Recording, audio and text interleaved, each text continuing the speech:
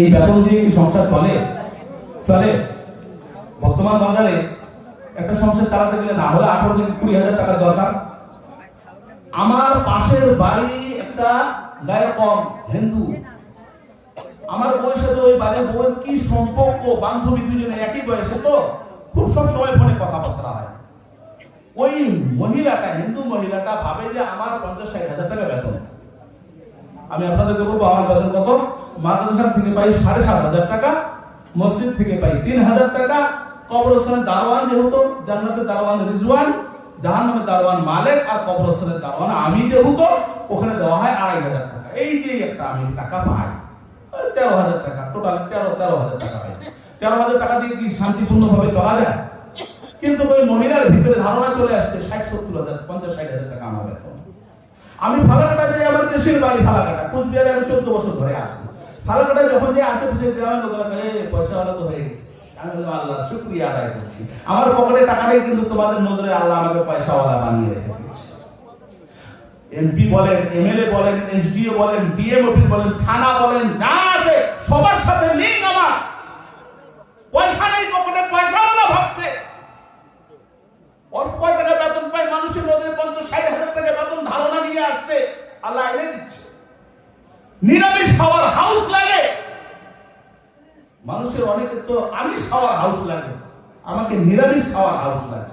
শুধু আমার না, মসজিদের ইমামদের ফলো করে একদম প্রেস করা জামা, সেন্ট সবসময়, বাইক লাগায়, সানগ্লাস লাগায় মাঝে মাঝে। ওরে বাবা দেখলি মনে হয় কত টাকা বেতন পায়। হাই স্কুলের মাস্টারও টাকা দিতে পারে না তার সাথে। এখন মিলাই দেখেন, হাই স্কুলের মাস্টারের 70-80,000 টাকা বেতন, আর মসজিদের ইমাম সাহেবের কয় টাকা বেতন। বাদশাহী জিন্দেগি কেন দিয়েছে চলেন এটাও যদি বুঝে না আসে। জামাতে যারা গিয়েছেন তারা দেখেন একটু মিলিয়ে, আল্লাহর রাস্তায় গিয়েছে, মনে হয় যেন বউ নাই, বাচ্চা নেই, ব্যবসা নেই, কোনো কিছু নেই, কি সুন্দর ঘুমাচ্ছে, হায় রে কি শান্তির ঘুম, মনে হয় এদের কোনো টেনশন নেই, বাড়িতে বোধহয় কেউ নেই, একাই বোধহয় ওই দিনে বোধহয় আল্লাহর রাস্তায় আসছে, ওই দিনে টেনশন কিছু নেই, কি সুন্দর জিন্দেগি। আহা, আমি গিয়েছিলাম গুজরাটে 2013-তে, জামাতে গিয়েছিলাম, অসুস্থ হয়েছি, জামাতে 6-7 জন সাথী, আমি দাঁড়াতে পারছি না, আমাকে আমির সাহেব করে দেওয়া হয়েছিল, ভারী জামাত ছিল, দুটো জামাত করে আমাকে আমির সাহেব করে দেওয়া হয়েছিল। আমি অসুস্থ হয়ে গিয়েছি, জামাতের আরো 4-5 জন সাথী অসুস্থ, আমি দাঁড়াতে পারছি না, ফজরের নামাজে দাঁড়িয়েছি, আহা কত কষ্ট করে যে ফজরের নামাজটা পড়েছি, সালাম ফিরে শেষ শুয়ে পড়েছি, দাঁড়াতে পারছি না। ইমাম সাহেব বলছে আমি সাহেব আবা কারেক সে করেঙ্গে তো বাকি মামলো সাথী क्या करेंगे, সবার लीजिए। তো ইমাম সাহেব গুলো একটা অটোওয়ালাকে ডাকলো, অটোওয়ালাকে গুলো সবাইকে 5-6 জনকে তুলে নার্সিং হোমের মধ্যে নিয়ে গেল। এত সুন্দর ব্যবস্থা, 4-5 দিন ছিলাম নার্সিং হোমের মধ্যে। মনে হয় না যে এখানে আমার বোন নেই, মনে হয় না আমার নিজস্ব কেউ নেই। আহা কি সুন্দর ব্যবস্থা। 35,000 টাকার মতো, 33-35,000 টাকার মতো বিল চলে আসলো। সুস্থ হয়ে যাওয়ার পর আমি পয়সা নিয়ে ব্যবস্থা করছি, পয়সাটা দিতে হবে, নার্সিং হোমের পয়সাটা দিতে হবে। দিতে গিয়ে জিজ্ঞাসা করছি কিতনা পয়সা হুয়া है, कह नहीं ये तो पेमेंट हो गया है। किसने दिया, नाम नहीं बताया, নাম नहीं बताया। বলে লোকটি আমার কেউ ছিল, আমি আল্লাহর রাস্তায় গিয়েছি, সম্মান আল্লাহ বৃদ্ধি করে দিয়েছেন।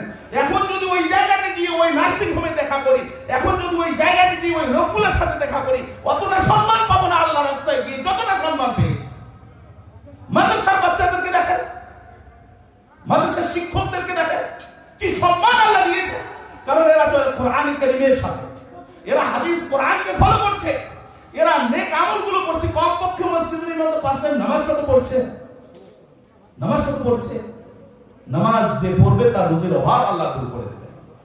জামাতে গিয়ে লোকটা সারা জীবন নামাজ পড়ে নাই, জামাতে গিয়ে 5 টাইম নামাজ পড়ছে, জামাতে গিয়ে সুন্নতে লিবাস পড়ছে, জামাতে গিয়ে শরীরটাকে পবিত্র রাখছে, জামাতে গিয়ে ইসলামী চর্চা প্রত্যেকদিন করছে, জামাতে গিয়ে মানুষকে ঈমানের দাওয়াত দিচ্ছে, ইসলামের দাওয়াত দিচ্ছে। তাই এদেরকে বাদশাহী জিন্দেগি দান করা হয়েছে। তাই আল্লাহ তাআলা কোরআন কারীমের মধ্যে বলছেন ফালা নাহইয়ান্নাহু হায়াতান তাইয়্যিবা, তাদেরকে আমি একটা পবিত্র জিন্দেগি দান করব।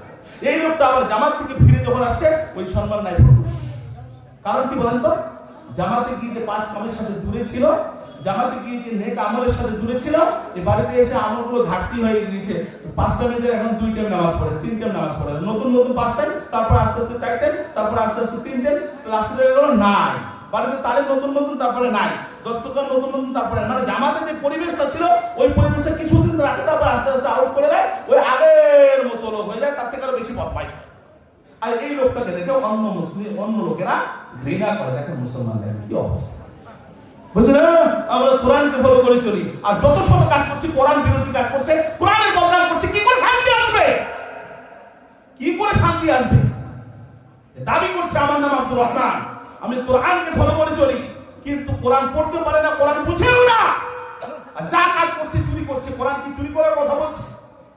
কোরআন পরিষ্কার বলছে আস-সারিকু ওয়াস-সারিকাতু ফাকতাউ আইদিয়াহুমা, যদি কেউ চুরি করে নারী হোক আর পুরুষ হোক তার হাত দুটো কেটে দাও।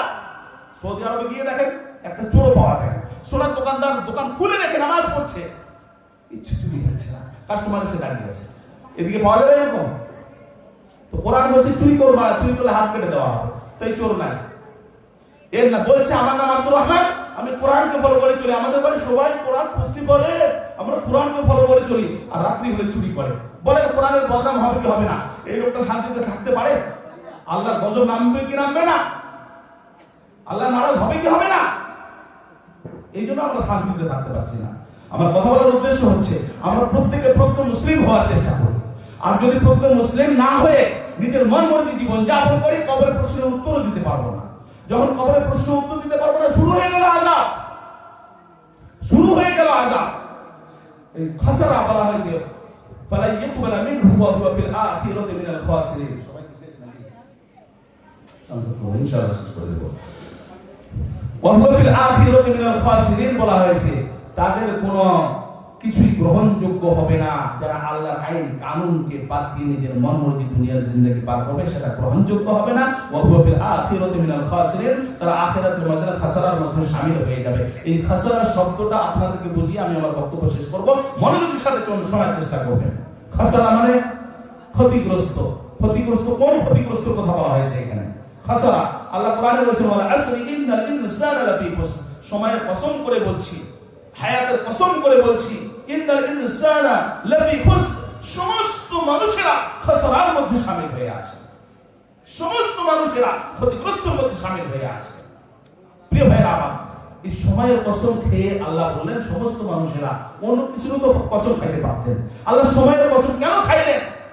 সময় কিনতে পাওয়া যায় না। হায়াত আপনাকে আমাকে যে আল্লাহ দিয়েছেন, এই হায়াত কেউ কিনতে পারবো না। যদি কিনতে পারতাম আজকে ওই যে মুকেশ আম্বানি ও জীবনে বলতো না, কত গরিব লোকের হায়াত গুলো কিনে কিনে রেখে দিত, ওর মধ্যে ক্ষমতা আছে, বিশাল প্রপার্টির মালিক, যদি কেনা যেত। হয় কেউ হয় না ভাই, কিন্তু হায়াত তো কিনতে পাওয়া যায় না। যত বড় প্রপার্টির মালিক হোক, ওর হায়াত শেষ হলে ও শেষ, সব ছেড়ে চলে যেতে হবে। পরের জায়গা, পরের বাড়ি, ঘর বানাইয়া আমি রই, আমি তো সেই ঘরের মালিক নই, তাকে চলে যেতে হবে। দুনিয়ার জিনিস দুনিয়াতে পড়ে থাকবে, শুধু ওর নামে লেখা আছে, একটা কাগজ আছে ওর নামে, আর কিচ্ছু না। দুনিয়ার জিনিস দুনিয়াতে পড়ে থাকবে। তো এই যে হায়াত, এই যে সময়, এটা কিনতে পাওয়া যায় না। এই হায়াতটা যে আছে একেবারে বরফের টুকরার মতো। বরফের টুকরা যদি এখানে রেখে দেওয়া হয়, টপ টপ টপ টপ করে ঝরতে থাকবে, হয় কি হয় না? বলতে থাকবে। এটাকে আটকানো যাবে কি? আটকানো যাবে না। সময়টাও কিন্তু আমাদের হায়াতটা কিন্তু এইভাবে শেষ হচ্ছে। ঘড়ির কাঁটা ঘুরছে যেমন, জীবনটাও যাচ্ছে যেমন, হায়াত কিন্তু চলে যাচ্ছে। মানুষের হায়াত বাড়ে না কমে ভাই? বয়স বাড়ে না কমে? উত্তর দেন না, বুঝেন কি বুঝেন না? কমে। একটা মানুষ যখন মায়ের পেটে থাকে তার বয়সটা পুরোপুরি স্থির হয়ে আসে পৃথিবীতে 60 বছর বাজে। ফেরেশতা বলে আল্লাহ এই জমাট রক্ত আকারে আছে, হাত পা তৈরি হয়েছে, এখন 4 মাস হয়েছে, রাতটা ঢুকিয়ে দাও। আল্লাহ রুজি কি হবে? ভিআইপি কোটা, নরমাল কোটা, কোটা কোনটা কোটা হবে? ভিআইপি কোটা দাও, ঢুকিয়ে সিল মেরে দেওয়া হলো। যে আল্লাহ হায়াত কতটা লাগবে? 50, 60, 70, 10 দিন বা 20 দিন কোনটা লাগবে? 60 বছর সিল হয়ে গেল। 60 বছরের হায়াত নিয়ে মাতৃগর্ভের থেকে দুনিয়াতে আসলো। এবার বলেন হায়াত থেকে বাড়তে আসে না কমতে আসে? একটা লোকের যদি 60 বছরের হায়াত নিয়ে দুনিয়াতে আসে, আর ওই লোকটার যদি বয়স 50 হয়, সে আর 10 বছর দুনিয়াতে আসে, তাহলে হায়াতটা বাড়লো না কমলো ভাই? হায়াতটা কমে গেল। এই হায়াত শেষ হয়ে যাচ্ছে, মানুষ খাসারার মধ্যে পড়ে আছে। সময়ের কসম খেয়ে বলছি, ইন্নাল ইনসানা লাফি খুসর, মানুষেরা ক্ষতিগ্রস্তের মধ্যে শামিল হয়ে আছে। খাসারা, এই খাসারার কথা আমি বোঝাতে চাচ্ছি আপনাদেরকে। ধরে না, আপনাদের এই সিঙ্গাপুরের লোকদেরকে প্রশ্ন করছি যে একটা লোক 50,000 টাকা দিয়ে পাথর বালুর ব্যবসা শুরু করেছে, 1 সপ্তাহ পরে ক্যাশ মিলিয়ে দেখে ক্যাশে 50,000 তো 50,000ই আছে। বলেন এটা লাভ না লস? ভাই উত্তর দেন, বুঝলেন? লাভ। 50,000 টাকা দিয়ে 1 সপ্তাহ ধরে পাথর বালুর ব্যবসা করছে। ব্যবসা করার পর 1 সপ্তাহ পরে এবার দেখতেছে দেখি কত টাকা ক্যাশের মধ্যে আছে, দেখে 50,000 দিয়ে শুরু করেছিল, 50ই আছে। বলেন এটা লাভ না লস? লস, বুঝেছেন ভাই? লস। এবার আরেকটা লোক আমার খালেক ভাইজান, এই যে খালেক ভাইজানকে চেনেন, এই খালেক ভাইজান এবার 50,000 টাকা দিয়ে ব্যবসা শুরু করছে পাথর বালুর। এই পাথর বালুর ব্যবসা করতে করতে এক সপ্তাহ পরে এবার ক্যাশ মিলিয়ে দেখছে দেখি কত টাকা আমার প্রফিট হইলো। এবার হিসাব মিলিয়ে দেখছে ক্যাশের মধ্যে 50 দিয়ে শুরু করছে, 50 নাই।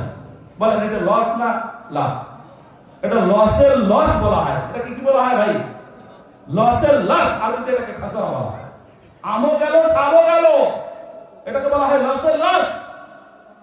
আর একটা বলি, একটা লোক রূপার ব্যবসা করে, দোকানের মধ্যে রূপা দিয়ে ভর্তি, রূপার ব্যবসা করছে কিন্তু পয়সা কামাচ্ছে ঠিকই, দেখা যাচ্ছে দোকানের মধ্যে রূপা যা আছে ধীরে ধীরে কমে যাচ্ছে, দোকান খালি হয়ে যাচ্ছে, কিন্তু লোকটার মুখের মধ্যে হাসি, লোকটার মুখের মধ্যে হাসি। কেন বলেন তো? লোকটার বিশ্বাস আজ দোকানে যা রূপা দিয়ে ভরা ছিল দোকানটা, রূপা তো শেষ হয়ে যাচ্ছে, আজকে রূপার মালিক ছিলাম, এই রূপা দিয়ে ব্যবসা করে করে আগামীকাল এই দোকানের মধ্যে রূপা বের হয়ে যাবে, আমি সোনা লোড করব, সোনার মালিক হব। বলেন লোকটার মানে খুশি কিনা? লোকটা লাভ না লস ভাই? লাভ। রূপা খালি হচ্ছে তাই কি হলো? রূপার থেকেও দামি জিনিস, আজকে রূপার মালিক, কালকে সোনার মালিক হবো। ভাই কি হয় না ভাই? এই লোকটার কোনো আফসোসের ব্যাপার থাকতে পারে? থাকতে পারে না। আল্লাহ তাবারক ওয়া তাআলা আমাদেরকে এই হায়াত দিয়েছেন, সময় দিয়েছেন, হায়াতের কসম খেয়ে বলছেন মানুষেরা খাসারার মধ্যে শামিল হয়ে আছে। এই সময় কিনতে পাওয়া যায় না, এর থেকেও দামি জিনিস হচ্ছে জান্নাত। এই সময় দিয়ে ব্যবসা করে যদি তারা জান্নাতের মালিকানা হতে পারলো না, এই খাসারার মধ্যে শামিল হয়ে যাবে। লসের লস, সময় চলে যাবে, হায়াতও চলে যাবে হাসরের ময়দানে, আর সময় থাকলেও না তার জান্নাতের মালিকানা হতে পারলো না। ইন্নাল ইনসানা লাফি খুসর বলা হয়েছে। পরের আয়াতে বলেছেন ইল্লাল্লাযীনা আমানু ওয়া আমিলুস সালিহাত ওয়া তাওয়াসাউ বিল হাক্কি ওয়া তাওয়াসাউ বিস সাবর। গুটি কয়েক লোককে বেছে নিয়েছেন। প্রথমে বললেন সমস্ত মানুষেরা খাসরার মধ্যে, লসের মধ্যে পড়ে আছে। তারপর বললেন কিছু কিছু মানুষ, কারা কারা? যারা ঈমানদার, নেক আমলের সাথে জুড়ে আছে, ধৈর্যের সাথে জুড়ে আছে, হকের পথে রয়েছে। বলে কি মিথ্যা? আজকে একজন বললো, ফোন করে বললো, হাবিদি ইমাম সাহেব, মিথ্যা কথা না বললে কি ব্যবসাতে যদি মিথ্যা কথা না বলা যায় তো ব্যবসায় করা যায় না। আমি আলুর ব্যবসা করি, 5 টাকা কিলো এনে কাউকে আমি বলতে পারবো না 8 টাকা বিক্রি করার জন্য, ভাই আমার 7 টাকা কেনায় আছে, 1 টাকা বেশি দেন, এটা যদি না আমার ব্যবসা তো চলবে না। ও মানে ধারণা ঢুকে গিয়েছে যে মিথ্যা না বললে বলে ব্যবসা হয় না। ও ইসলাম বুঝেই না, মিথ্যা বললেই টোটাল প্রপার্টিটা হারাম হয়ে যায়। আপনি 5 টাকা দিয়ে আলু কেনেন না কেন? 5 টাকার আলুটা আপনি 15 টাকা বিক্রি করেন, 8 টাকা কেন? আপনি 20 টাকা বিক্রি করেন। মিথ্যাটা ব্যবহার করবেন না। আপনি কয় টাকা দিয়ে কিনছেন, কাস্টমারকে কি দরকার আছে শোনার? ভাই আমি তো লাভের জন্যই তো আমি ব্যবসা করছি, ভাই আমি কত দিয়ে কিনবো না কেন সেটা আপনি জিজ্ঞাসা করছেন। আমার 8 টাকা হলে আমার লাভটা বেশি হবে না, 7 টাকা দিলে আমার একটু কম লাভ হবে, বা 10 টাকা হলে আমার আরো ভালো হয়। আপনার পোষাইলে নেন, না পোষাইলে আপনি অন্য দোকানে দেন। সঠিক কথা বললে তো হয়ে যায়। গরুর দালালি করেন, তাও জায়েজ হবে। সঠিকভাবে হালাল ভাবে ব্যবসা করতে হবে। আপনি একজনের কাছ থেকে 10,000 টাকা দিয়ে একটা গরু কিনে আপনি 15,000 টাকা বিক্রি করেন না, কিন্তু হালাল পথ করেন, মানে মিথ্যা বলবেন না। নিজের প্রপার্টি খাটিয়ে একটা জিনিস বস্তু কিনছেন, বেশি দামে বিক্রি করতে পারেন, ব্যবসা করতেই পারেন, ব্যবসা তো হালাল। এই জন্য প্রিয় ভাইরা আমার, আমি কথা লম্বা না করে, যেহেতু আমাকে সংক্ষেপ করতে বলা হয়েছে, আমার পরে আরো বিশিষ্ট বক্তাগণ এসেছেন, তাদের মুখ থেকে আলোচনা শুনবো। এই আলোচনাগুলো শুনবো যে তা না, এক কান দিয়ে ঢুকাবো আর এক কান দিয়ে বার করবো তা না। শোনার কোন দাম নেই যদি না মানতে পারি। আমলের নিয়তে শুনবো, যা শুনবো আজকের থেকে তওবা করে নেক আমলে, যা কথা শুনবো আমি নেক আমলে জুড়ে যাবো, এই নিয়তে শোনার চেষ্টা করবো ইনশাআল্লাহ। আল্লাহ তাবারক ওয়া তাআলা আমাদের প্রত্যেককে ইসলামকে সঠিকভাবে বুঝে ইসলামকে ফলো করে জিন্দেগি অতিবাহিত করার তৌফিক দান করুন। ওয়া আখিরু দাওয়ানা আলহামদুলিল্লাহি রাব্বিল আলামিন। আসসালামু আলাইকুম ওয়া রাহমাতুল্লাহি ওয়া বারাকাতুহু। ধন্যবাদ হাফেজ নবীউল ইসলাম সাহেবের গুরুত্বপূর্ণ বক্তব্য রাখার জন্য। এরপরে আছে